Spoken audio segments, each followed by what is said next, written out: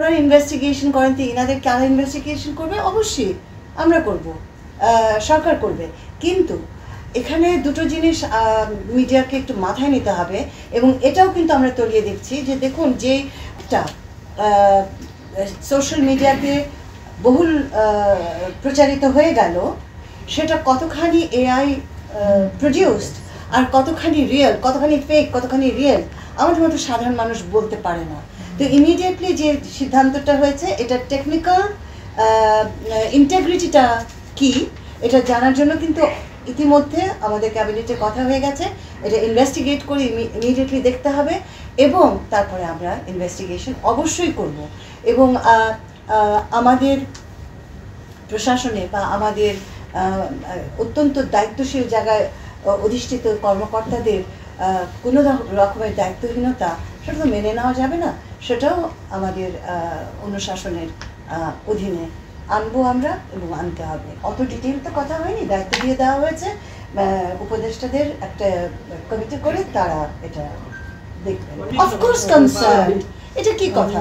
এটা তো অবশ্যই কনসার্ন। কেন কনসার্ন হবে না? একজন উচ্চপদস্থ কর্মকর্তাকে নিয়ে এরকম একটা কথা, এটার নাম, প্রথমত এই কথাটা উঠলো কেন, এটার সূত্র কি, এটার কারণ কি, এটা তুলিয়ে দেখতে হবে। আর আমরা তো সেই আগের অ্যানালগ যুগে নেই, সেই কারণে আমাদের বাড়তি কষ্টটা হচ্ছে যেটাই সোশ্যাল মিডিয়াতে আসে আমরা লাভ দিয়ে ধরে নিতে পারছি না যে এটাই সর্বস্ব সত্যি। সেহেতু আমাদেরকে এটাকে যাচাই করতে হয়। আইটি উপদেষ্টা তো থাকবেন, ল মিনিস্ট্রি তো থাকবেই, তো আপনারা কি বলে সেভাবে হোম থাকবে। তো এই তো, আর এর চেয়ে বেশি লাগে? একটু ফ্লেক্সিবল ভাবে আছে, তিনটা মেনশন করা মানে এই নয় যে অন্যদের প্রয়োজনে যুক্ত হবে না। এটা এইভাবেই হয়েছে যে একটা কমিটি করে এটা ইনভেস্টিগেশন করা।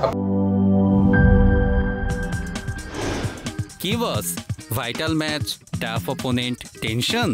কাম অন ব্রো, অপোনেন্টকে নিয়ে ভাবার সময় আছে। আসল অলরাউন্ডারের কাজই তো হলো যে কোনো টাফ সিচুয়েশনে টিমকে অলরাউন্ড প্রোটেকশন দেওয়া। জাস্ট লাইক মাই টাইলক্স, যার অ্যান্টিব্যাকটেরিয়াল এজেন্ট টয়লেটের কোনায় কোনায় পৌঁছে ৯৯% জীবাণু ধ্বংস করে, টয়লেটের কঠিন দাগ ও দুর্গন্ধ দূর করে টয়লেটকে রাখে ক্লিন আর সুবাসিত। টাইলক্স টয়লেট ক্লিনার, ক্লিন মানেই টাইলক্স।